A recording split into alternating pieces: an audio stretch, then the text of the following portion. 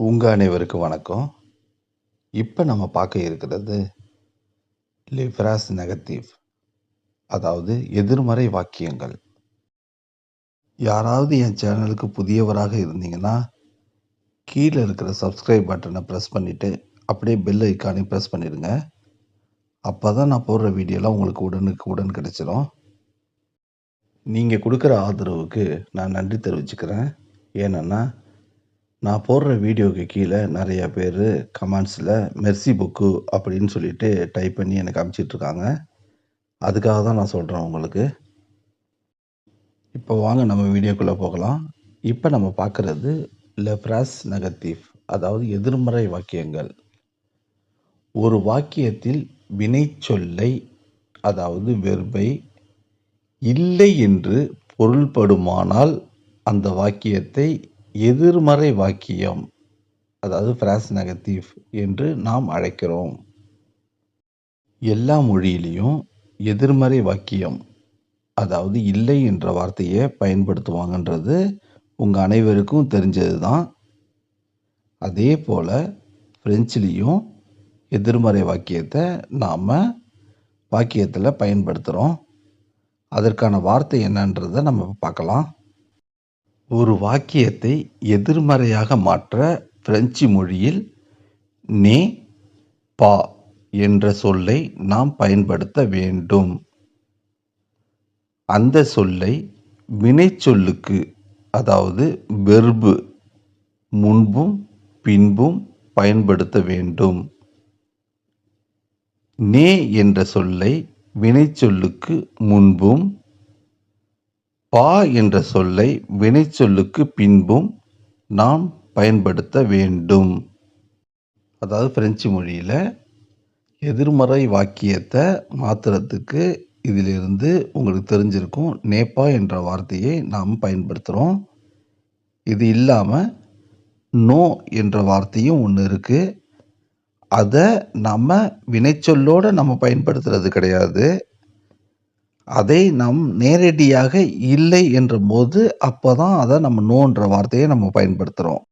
இந்த 2 வார்த்தை, அதாவது நெப்பா, நோ என்ற வார்த்தையை நாம் ஒழுங்காக அர்த்தம் தெரிஞ்சுக்கிட்டோன்னா எதிர்மறை வாக்கியத்தை நாம் எளிமையாக அமைக்கலாம். இப்போ நாம் அதனுடைய வாக்கிய அமைப்பு முறையை பார்க்கலாம். இப்போ நாம் நேப்பா எப்படி பயன்படுகிறது என்பதை நம்ம பார்க்கலாம். பொதுவாக எழுத்து நடையில் நே பா கண்டிப்பாக பயன்படுத்தி ஆக வேண்டும். ஆனால் பேச்சு வழக்கில் பொதுவாக நிறையா பேர் நே என்ற வார்த்தையை பயன்படுத்த மாட்டாங்க. அதுக்கு மாறாக பா என்ற வார்த்தையை தான் பயன்படுத்துவாங்க. அதை நம்ம ஆரம்பத்தில் பயன்படுத்துறது நமக்கு கஷ்டமாக இருக்குன்றதுனால நாம் பொதுவாக நேப்பா வச்சு பயன்படுத்துறதுனால நாம் அதை எளிமையாக ஆக்கிக்கலாம். நேப்பா என்ற வார்த்தை எல்லா காலத்துக்கும் ஒரே மாதிரி ஒரே இடத்துல பயன்படுத்த முடியாது. அது காலத்துக்கு ஏற்றவாறு அதனுடைய இடத்த மாற்றி அமைக்கிற மாதிரி இருக்கும். வினையின் காலம் டென்ஸுக்கு ஏற்றவாறு எதிர்மறை வாக்கியத்தை 3 வகையாக நாம் அமைச்சிருக்கோம். அது என்னென்னு இப்போ நம்ம பார்க்கலாம். முதலாவது சுஜே plus né plus verbe conjugué plus pas plus objet.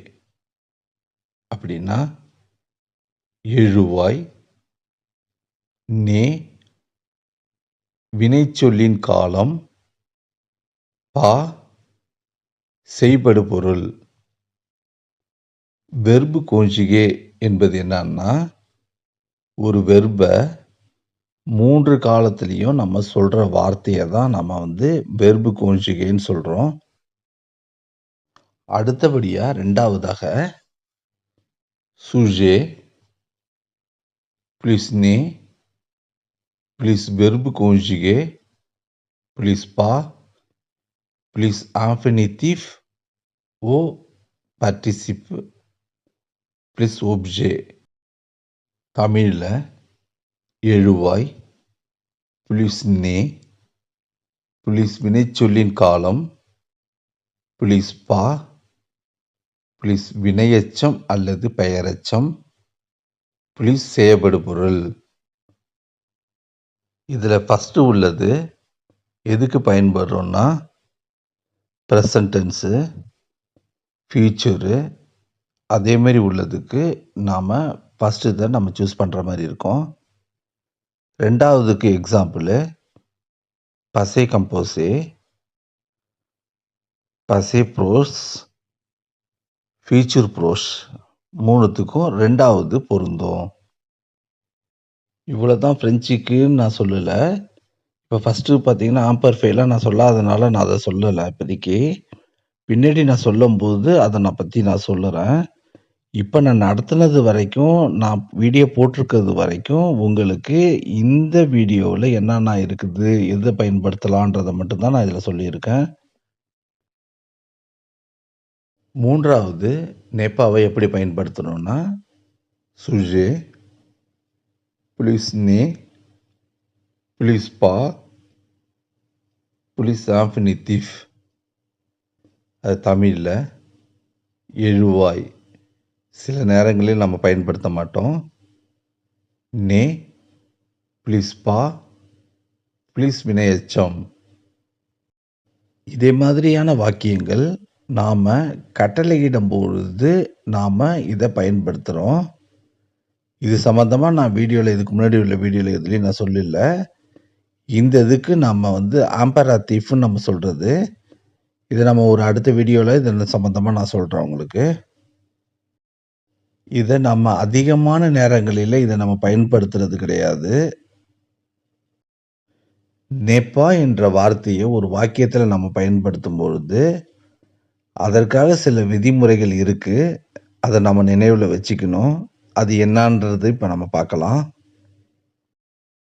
சார்பு சொல், அதாவது லார்த்திக்கல் ஆந்தஃபினி ஏ லார்த்திக்கல் பர்த்தித்தீஃப் அவைகளானவன அ வின் தி தேலா தேல பொஸ்ட்ரோப் போன்ற சொற்கள் வாக்கியத்தில் வரும்பொழுது எதிர்மறையான வாக்கியமாக மாறும் பொழுது பெரும்பாலான வார்த்தைகள் தி அப்போஸ்ட்ரோப் என்றும், சில நேரங்களில் புளுசியர் வரும்பொழுது தே என்றும் மாறும். உங்களுக்கு சார்பு சொல், அதாவது லார்த்திக்கல் என்னன்னு தெரியலன்னா இதுக்கு முன்னாடி உள்ள வீடியோவில் நான் சம்மந்தமாக சொல்லியிருக்கேன். புரியாதவங்க போய் பார்த்துக்குங்க. அப்போ தான் இதை எதிர்மறையான வாக்கியத்தை மாற்றும் பொழுது எந்த இடத்துல து அப்படின்ற வார்த்தை வரும்ன்றது உங்களுக்கு புரியும். இப்போ சொன்ன இந்த 3 டிவிஷனை வச்சு சில உதாரணத்தை சொன்னாதான் உங்களுக்கு புரியும் எந்த இடத்துல எப்படி பயன்படுத்துறதுன்னு. இந்த ஒவ்வொரு உதாரணத்துக்கு கடைசியில் பிராக்கெட்டில் இது என்ன டென்ஸில் பயன்படுது, என்ன வார்த்தைக்கு பயன்படுது அப்படின்றத நான் அதில் எழுதியிருக்கேன். இப்போ நாம் அதனுடைய உதாரணத்தை பார்க்கலாம். Ce n'est pas urgent. இது அவசரம் இல்லை.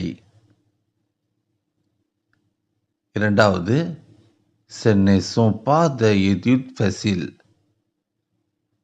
இவைகள் படிப்பதற்கு எளிமையானவை அல்ல. மூன்றாவது je ne suis pas en retard. நான் தாமதமாக வரவில்லை. நாலாவது je n'ai pas de papier. நான் காகிதம் வைத்திருக்கவில்லை. ஐந்தாவது il n'est pas de stylo. அங்கு பேனாக்கள் இல்லை. ஆறாவது je ne mange pas de confiture. நான் ஜாம் சாப்பிடுவதில்லை. ஏழாவது je n'ai pas dormi jusqu'à 8 heures. நான் காலை 8 மணி வரை தூங்கவில்லை. எட்டாவது Je ne partirai pas lundi prochain. நான் அடுத்த திங்கட்கிழமை போக மாட்டேன். 9வது Ils ne vont pas organiser une fête. அவர்கள் ஒரு விருந்தை ஏற்பாடு செய்யப் போவதில்லை.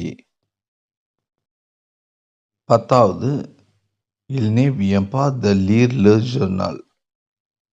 அவர் செய்தித்தாளை படிக்கவில்லை. 11வது Ne pas fumer. புகைப்பிடிக்காதே. இப்போ ஒரு எக்ஸாம்பிள்லேருந்து நோவுக்கும் நெப்பாவுக்கும் உள்ள வித்தியாசத்தை இப்போ நான் சொல்கிறேன்.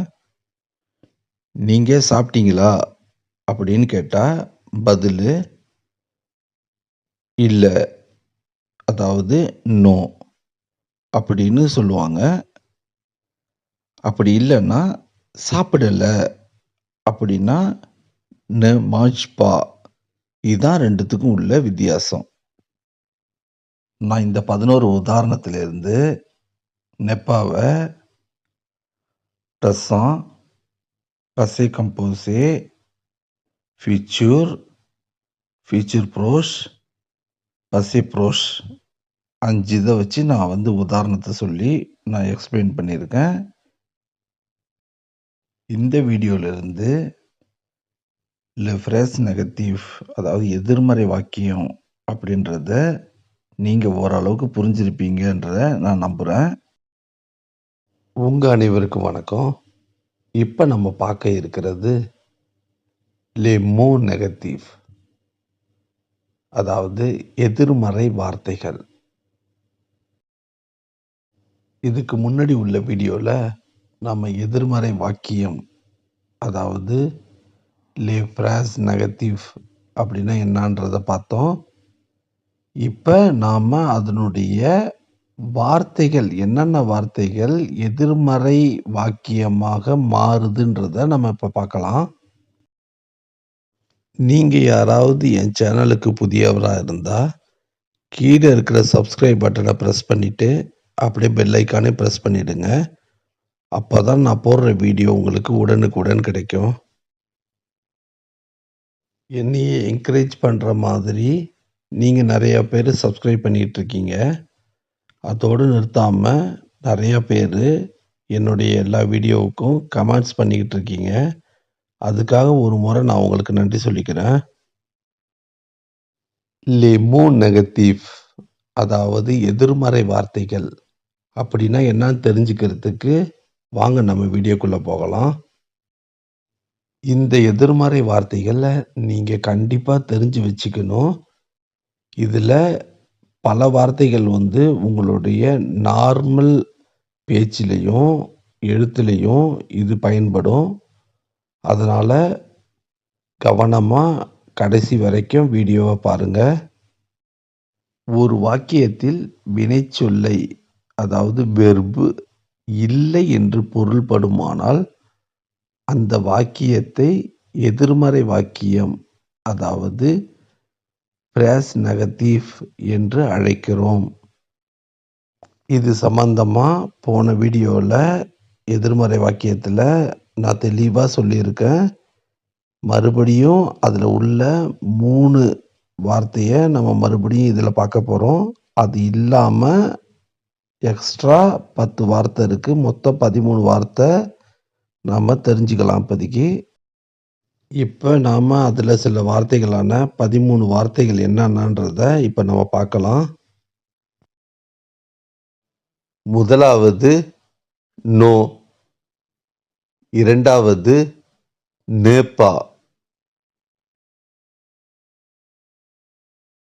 மூன்றாவது நு பா, நான்காவது நு ஜமே, ஐந்தாவது நு ப்ளு, ஆறாவது நு ரியான், ஏழாவது நு பர்சன், எட்டாவது நு ஒக்கன் ஒக்கின், ஒன்பதாவது நு கு, பத்தாவது நு கர். 11வது நு நுல்மா. 12வது நு நீ நீ. 13வது நு பதித்து. இந்த எதிர்மறை வார்த்தைகள்ன்றது 13 மட்டும் கிடையாது. அதற்கு மேல நிறைய இருக்கு. நிறைய பழக்கத்துல இப்ப பயன்படுத்தாத வார்த்தைகள் நிறைய இருக்கு. இந்த 13 தான் நம்ம அதிகமா பயன்படுத்துற வார்த்தைகள். அதனால தான் நான் சொல்றேன். இந்த 13த்துடைய ஒவ்வொன்றத்துடைய வேரியேஷனை நல்லா தெரிஞ்சுக்கிட்டாதான் நாம நம்மளுடைய பேசுறதுலயோ, எழுதுறதுலயோ நன்றாக பயன்படுத்த முடியும். இப்ப நாம அந்த 13த்துக்கும் காமனா உள்ள பொதுவான வாக்கிய அமைப்பு முறை எப்படி இருக்கு அப்படின்றத நம்ம இப்ப பார்க்கலாம். நோ, விர்குல், sujet plus ne plus verbe conjugué plus x. இந்த எக்ஸ்ன்றது அந்த ஜமே ப்ளூ அதே மாதிரி நேவுக்கு அப்புறம் ஒரு புள்ளி வச்சிருக்கிற வார்த்தையை இந்த இடத்துல தான் பயன்படுத்துற மாதிரி இருக்கும். இதுக்கு அடுத்தபடியா blues infinitif ou participe plus objet. இப்ப அதனுடைய அர்த்தம் தமிழ்ல இல்லை, கமா, எழுவாய் பிளஸ் நு பிளஸ் வினைச்சொல்லின் காலம் பிளஸ் எக்ஸ் பிளஸ் வினையெச்சம் அல்லது பெயரெச்சம் பிளஸ் செயபடு பொருள். இந்த வாக்கிய அமைப்பு முறையை நல்லா தெரிஞ்சுக்கிறது மூலமாக நீங்க பேசுறதோ எழுதுறதோ உங்களுக்கு சுலபமா இருக்கும். இப்ப நாம முதலாவது பார்க்க இருக்கிறது நோ. ஒரு கேள்விக்கு பதிலாக இல்லை என்பதை நாம் பயன்படுத்தினால் அப்பொழுது நாம் நோ என்ற வார்த்தை பயன்படுத்தலாம்.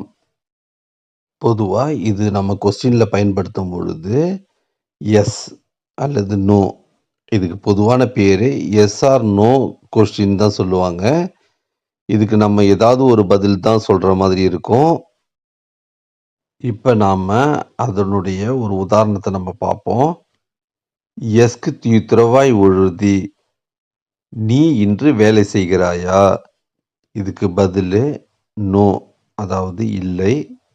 எஸ், ஆமா அப்படின்னு சொல்றது தான். இப்ப நம்ம எதிர்மறை வாக்கியத்துல நோ சொல்றது மூலமா நாம வேலை செய்யல அப்படின்றத நம்ம தெளிவா சொல்றோம்.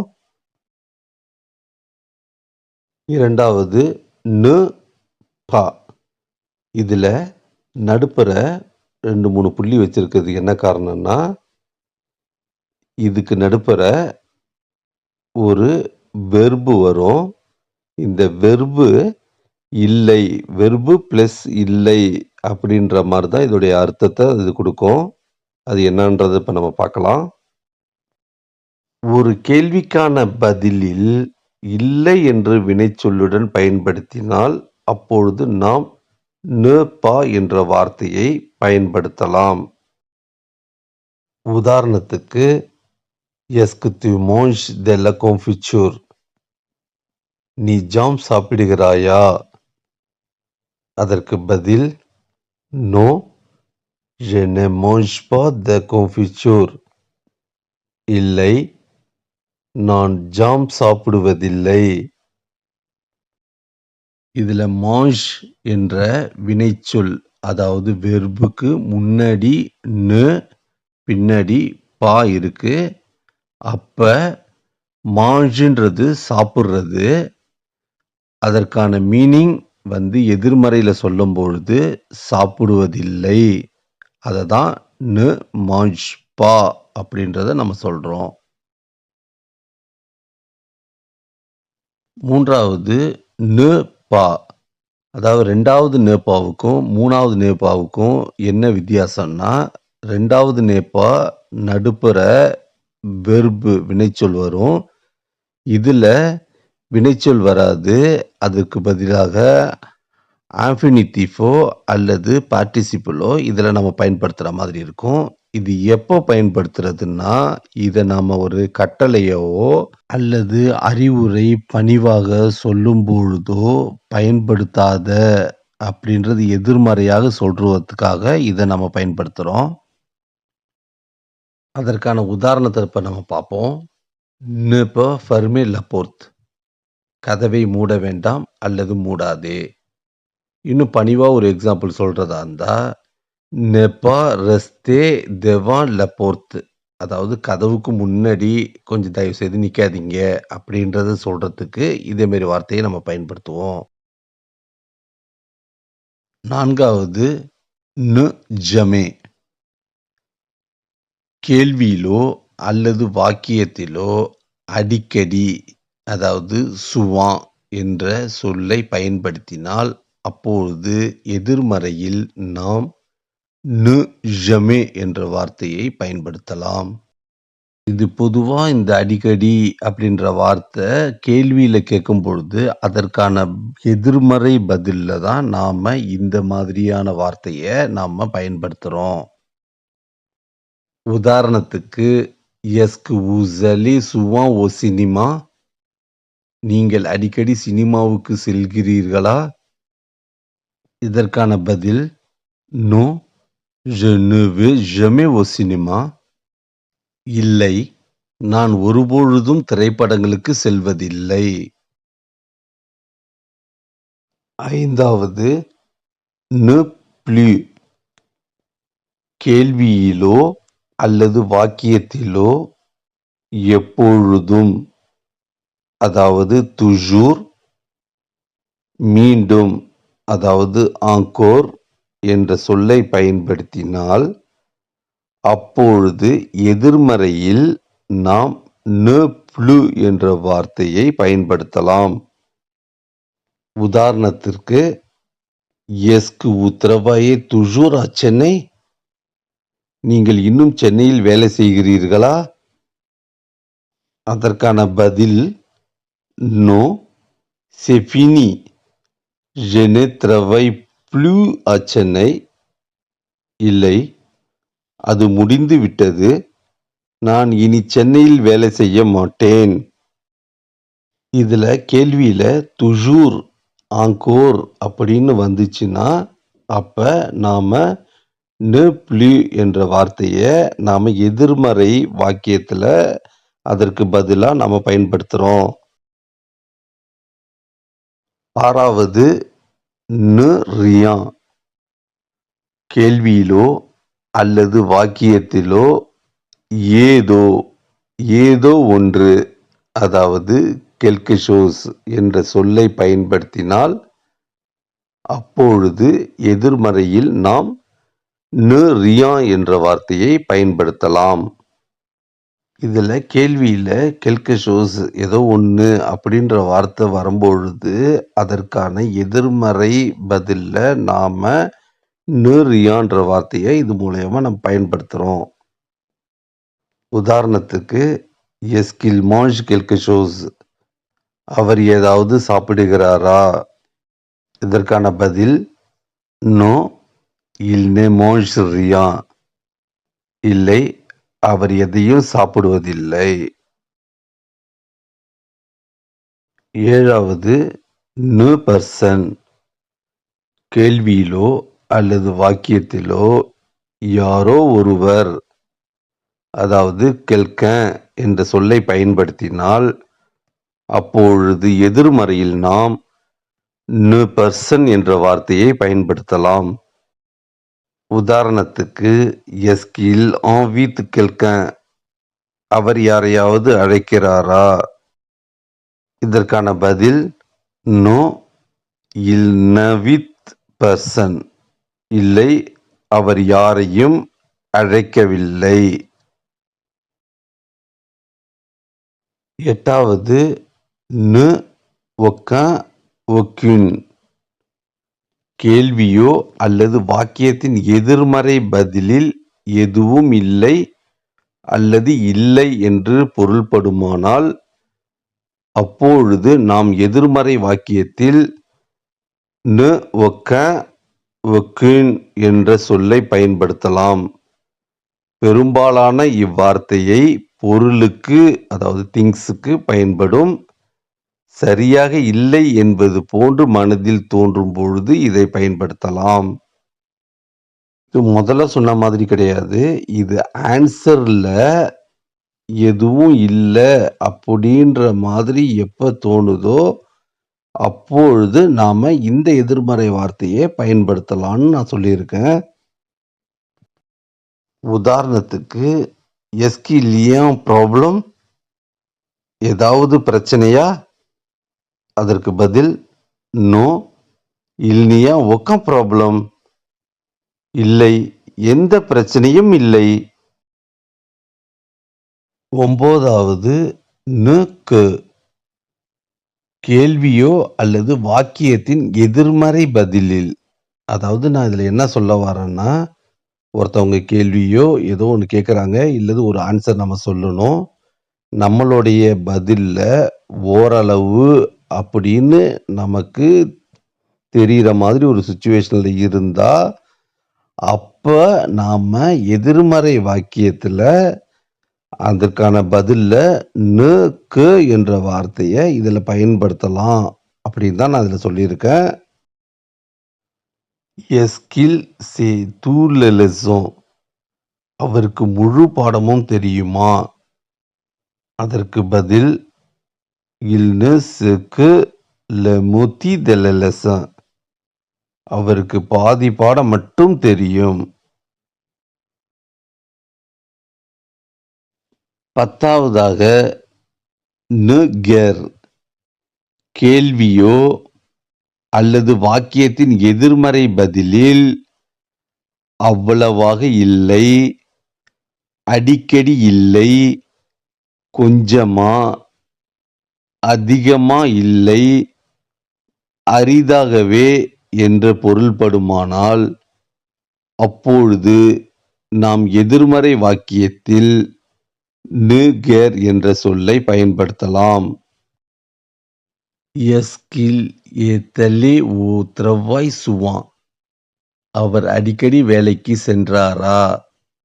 இதற்கான பதில் இல் நா கெர் த்ரவாயே. அவர் அரிதாகவே வேலை செய்தார்.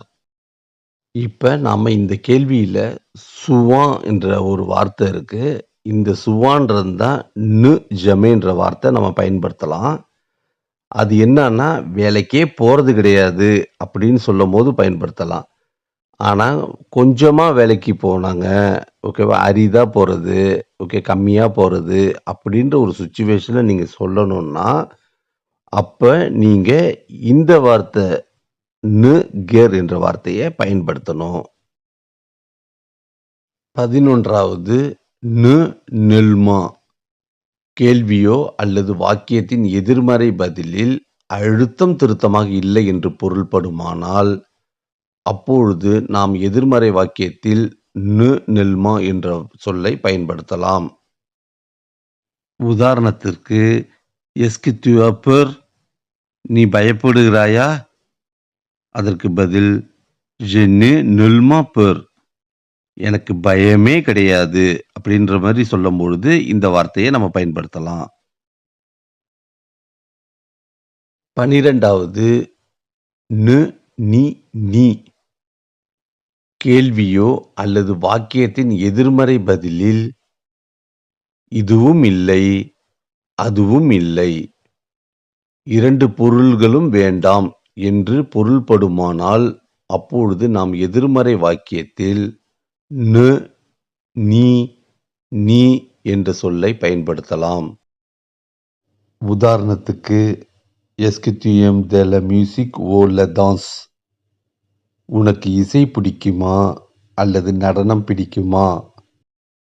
இதற்கு பதில் je n'aime ni la musique ni la danse. எனக்கு இசையும் பிடிக்காது, நடனமும் பிடிக்காது.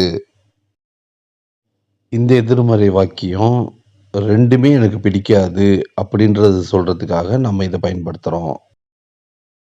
கடைசியா "ந பதித்து" கேள்வியோ அல்லது வாக்கியத்தின் எதிர்மறை பதிலில் எப்போதுமே பிடிக்காது என்ற பொருள்படுமானால், அப்பொழுது நாம் எதிர்மறை வாக்கியத்தில் "ந பதித்து" என்ற சொல்லை பயன்படுத்தலாம். உதாரணத்திற்கு, "எஸ்கு vous aimez du café?" உங்களுக்கு காஃபி பிடிக்குமா? "Je n'aime pas du tout le café." எனக்கு காஃபி பிடிக்காது. இந்த 13லேருந்து 1வதுக்கும் 3வதுக்கும் தவிர மத்த எல்லாத்துக்கும் நடுவுல வெர்பு கான்ஜுகே வரும். அப்படி வரும்பொழுது தான் அது வெர்போட இல்லன்றது சேர்த்து வரும். இந்த 13 எதிர்மறை வார்த்தைய நாம நல்லா பழக்கத்துக்கு கொண்டு வந்தோம்னா, நாம ஈஸியா பேசவோ அல்லது எழுதவோ முடியும். உங்கட்ட நான் ஒண்ணு சொல்லிக்க விரும்புறேன். இதுல ஏதாவது எழுத்துப் பிழை இருந்தாலோ, அல்லது எண்ணால் பிழை ஏற்பட்டாலோ மன்னிக்குமாறு நான் கேட்டுக்கொள்கிறேன். உங்களுக்கு இந்த வீடியோ பிடிச்சிருந்ததுன்னா லைக் பண்ணுங்க. மறக்காம உங்க ஃப்ரெண்ட்ஸுக்கோ, உங்க தெரிஞ்சவங்களுக்கோ ஷேர் பண்ணுங்க. அப்படியே சப்ஸ்கிரைப் பண்ணிடுங்க. உங்களுக்கு இந்த வீடியோ பிடிச்சிருக்கும், புரிஞ்சிருக்கும்னு நான் நம்புறேன். உங்க அனைவருக்கும் வணக்கம். இப்ப நம்ம பார்க்க இருப்பது ஆஃபினிட்டிவ், அதாவது வினையெச்சம். இதுவரைக்கும் என் சேனலுக்கு சப்ஸ்கிரைப் பண்ணாதவங்க சப்ஸ்கிரைப் பண்ணிடுங்க. அப்படியே கீழே உள்ள பெல் ஐகானை பிரஸ் பண்ணிடுங்க. வாங்க இப்ப நம்ம வீடியோக்குள்ள போகலாம். பிரெஞ்சு மொழியை பொறுத்த வரைக்கும் ஆஃபினிட்டிவும் வெர்பும் அதோடைய வார்த்தை வந்து ஒரே மாதிரியா தான் இருக்கும். நான் ஆஃபினிட்டிவ்னு சொல்றது ப்ரெசன்ட் ஆஃபினிட்டிவை தான் நான் சொல்றேன். பசே ஆஃபினிட்டிவ் கிடையாது.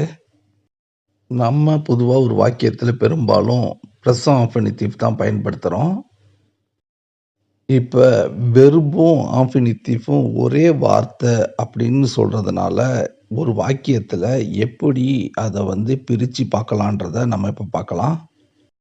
ஒரு வாக்கியத்துல வெர்பையும், ஆஃபினிட்டிவையும் நம்ம நல்லா தெரிஞ்சுக்கிட்டா தான் ஒரு வாக்கியத்த நம்ம சிறப்பா அமைக்க முடியும். இப்ப நாம பயன்படுத்தும் முறைய நம்ம பார்க்கலாம். ஆஃபினிட்டிவ் அதாவது வினையெச்சம் என்பது என்னவென்றால், அடிப்படையான வினைச்சொல் என்பதாகும். வினைச்சொல்லுக்கும், அடிப்படையான வினைச்சொல்லுக்கும் இந்த வீடியோ முடியறதுக்குள்ள அதுக்கான அர்த்தம், முழு அர்த்தம் உங்களுக்கு எப்படியா இருந்தாலும் தெரிஞ்சிரும்னு நான் நம்புறேன். இந்த வீடியோவை ஸ்கிப் பண்ணாம முழுசா பாருங்க. அப்பதான் இதனுடைய அடிப்படை வினைச்சொல்லுக்கும், வினைச்சொல்லுக்கும் என்ன வித்தியாசம்ன்றது உங்களுக்கு தெரியும். இது நான் கான்ஜுகேஷன் வகையை சார்ந்தது. இது எழுவாய், ஒருமை, பன்மை மற்றும் காலம் போன்றவற்றுக்கு இது தன்மை மாறாதவை. ஒரு வாக்கியத்தில் ஒன்றுக்கு மேற்பட்ட வினையெச்சத்தை காலத்திற்கு, அதாவது நேரத்துக்கு ஏற்ப பயன்படுத்தலாம். இத சில எக்ஸாம்பிள் வச்சு நான் சொல்லும்போது தான் உங்களுக்கு ஃபுல்லா புரியும். பொதுவாக ஆஃபினிட்டிவ 2 வகையா பிரிக்கிறாங்க. ஒண்ணு ப்ரெசன்ட், இன்னொன்னு பசே. ஆஃபினிட்டிவ் ப்ரெசன்ட் பொதுவா பிரசன்ட் டென்ஸுக்கும், ஃபியூச்சர் டென்ஸுக்கு தான் நம்ம அதிகமா பயன்படுத்துறோம். ஆஃபினிட்டிவ் பசே பொதுவா நம்ம வந்து அதிகமா பயன்படுத்துறது கிடையாது. ஏன்னா, இது வந்து பாஸ்ட்டுக்கு பாஸ்ட்டு அப்போதான் இத நம்ம பயன்படுத்தணும். இப்ப நாம வினையெச்சத்துக்கும், வினைச்சொல்லுக்கும் உள்ள வேறுபாடு என்னன்னு பார்ப்போம். ஏற்கனவே வினையெச்சம் என்பது அடிப்படையான வினைச்சொல் அப்படின்னு நம்ம பார்த்துருக்கோம். வினைச்சொல்லுன்றது வந்து ஒரு செய்கின்ற செயலை குறிக்கும் வார்த்தையை நாம் வினைச்சொல் என்கிறோம். இப்ப 3 குரூப்ல உள்ள ஒரு வெர்பை எடுத்து வினைச்சொல்லுக்கும், வினையெச்சத்துக்கும் என்ன வித்தியாசம்ன்றதை இப்ப நான் சொல்றேன். எக்ஸாம்பிள் 1 பிரிமியர் குரூப் வகையை சார்ந்தது. அதுல நாம இப்ப எடுத்துக்கிட்டு இருக்கிற சொல்லு பர்லே. Verb பர்லே, present இன்ஃபினிட்டிவும் பர்லே.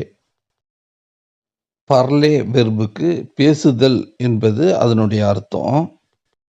ப்ரெசன்ட் இன்ஃபினிட்டிவ்ல பர்லேவுக்கு பேசு, பேச அப்படின்றது அர்த்தம். ஃப்ரெஞ்சில் வெர்பும் இன்ஃபினிட்டிவும் ஒரே வார்த்தை தான். ஆனால் அது பயன்படுத்தும் பொழுது அதனுடைய அர்த்தம் கண்டிப்பாக மாறும். இதில் பேசுதல்ன்றது வினைச்சொல், பேசுன்றது அடிப்படையான வினைச்சொல். இதை தான் நம்ம இங்கிலீஷில் பேஸ் வெர்ப் அப்படின்னு நம்ம சொல்கிறோம். அதே போல் ரெண்டாவது எக்ஸாம்பிளில் வெர்பு ஃபினிரு, ப்ரெசன்ட் இன்ஃபினிட்டிவ் ஃபினிரு. ஃபினிருக்கு முடித்தல் என்பது அதனுடைய வினைச்சொல்லுடைய அர்த்தம். பேஸ் வெர்பு அதாவது அடிப்படையான வினைச்சொல் அப்படின்றது என்னன்னா முடி என்பது அதனுடைய அர்த்தம். மூன்றாவது உதாரணத்தில் verb fare, present infinitive fare, அதுக்கு அர்த்தம் செய்தல் என்பது வினைச்சொல்லுடைய அர்த்தம். அடிப்படையான வினைச்சொல்லுடைய அர்த்தம் செய். இப்போ இந்த 3 எக்ஸாம்பிளிலிருந்து நீங்கள் அடிப்படை வினைச்சொல்லுக்கும் உள்ள அர்த்தம் என்னான்னு இப்போ தெரிஞ்சிருக்கலாம். இதுக்கு மேலே என்னென்ன வித்தியாசம் ரெண்டுத்துக்கு இருக்குன்றதை இப்போ நான் அடுத்தடுத்தது பார்க்கலாம். வெர்புக்கும் இன்ஃபினிட்டிவ்க்கும் உள்ள அடுத்த வேறுபாடு கோஞ்சுகேஷன், நான் கோஞ்சுகேஷன் அப்படின்றது.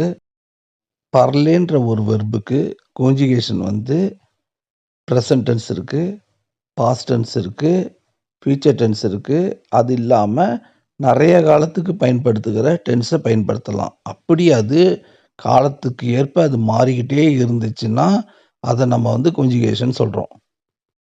நோ கோஞ்சுகேஷன்றது இதனுடைய வார்த்தை, அதாவது பர்லேன்றது பேசு, பேச என்ற வார்த்தை வேற எந்த காலத்துக்கும் எந்த டென்ஸுக்கும் எப்போதுமே மாறாது. ஒரே அர்த்தத்தை மட்டும்தான் அது கொடுக்கும் அப்படின்றது தான் நோ கோஞ்சுகேஷன் சொல்கிறது. இது வடிவம் மாறாதது.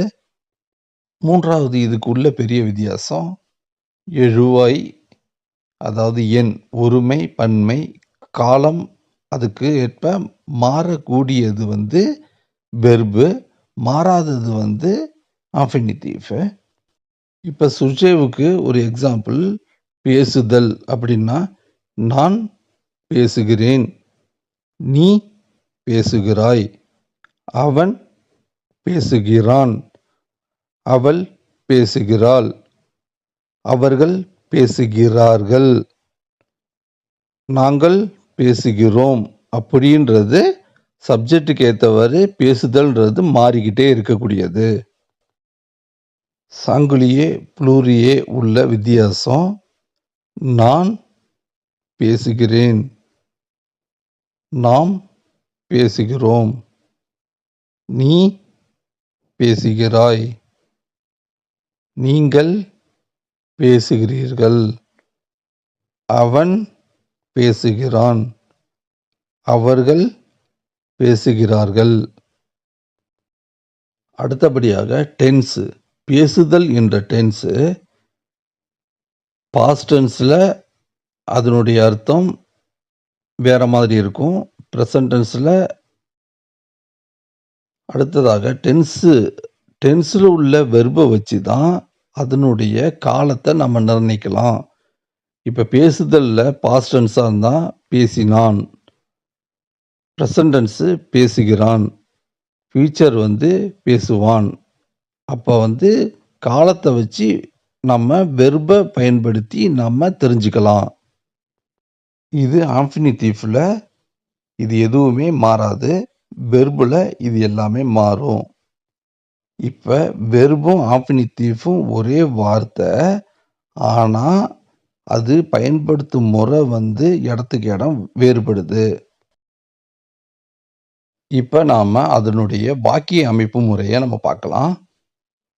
எழுவாய், வினைச்சொல், வினையெச்சம்.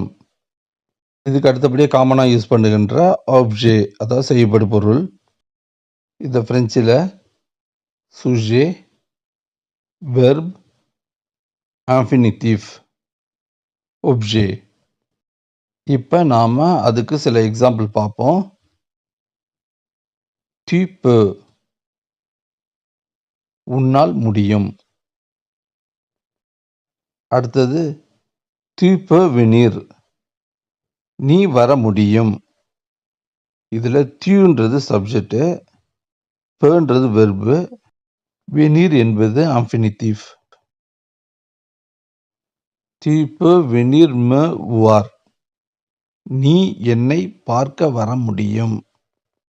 இந்த வாக்கியத்துல venir என்பது infinitif, voir என்பது infinitif. இதுல venirன்றது வர, voirன்றது பார்க்க. இது காலம், மற்ற sujet, ஒருமை பன்மை எல்லாத்துக்கும் மாறாதது. எந்த காலத்துல எந்த டென்ஸ்ல வந்தாலும் இதே அர்த்தத்தை தான் அது கொடுக்கும். அதனால தான் நம்ம infinitifன்னு அதை சொல்றோம். ஒரு வாக்கியத்துல ஒண்ணுக்கு மேற்பட்ட வினையெச்சம் பயன்படுத்துறதுன்னு சொல்றதுக்கு இது ஒரு example. Je vais aller voir au cinéma, நான் சினிமா பார்க்க போகிறேன். Je viens de recevoir un mail, நான் மின்னஞ்சல் பெற்றேன். Je suis allé manger, நான் சாப்பிடச் சென்றேன். Je jouer demain, நான் நாளை விளையாடுவேன். இதுல I என்ற ஆங்கில வார்த்தை பயன்படுத்துறது எல்லாமே ஆஃபினிட்டிவை குறிக்கிறது. இதை நல்லா ஒரு தடவை பாருங்க, உங்களுக்கு நல்ல வித்தியாசம் புரியும். le futur proche, le passé proche, ரெண்டு வீடியோலையும் நான் ஐ என்ற வார்த்தை, அதாவது ஆஃபினிட்டிவ் என்ற வார்த்தைக்கு பதிலாக வெர்புன்னு யூஸ் பண்ணியிருக்கேன். அப்போ நான் சொல்ல வேணான்றதுக்காக வெர்புன்ற வார்த்தையை நான் அதில் பயன்படுத்தினேன். இப்போ அந்த வார்த்தைக்கும் இப்போ இந்த வார்த்தைக்கும் உங்களுக்கு வித்தியாசம் தெரியும்னு நான் நம்புகிறேன். உங்களுக்கு இந்த வீடியோ பிடிச்சிருக்கும், புரிஞ்சிருக்கும்னு நான் நம்புகிறேன். மீண்டும் அடுத்த வீடியோவில் பார்க்கலாம்.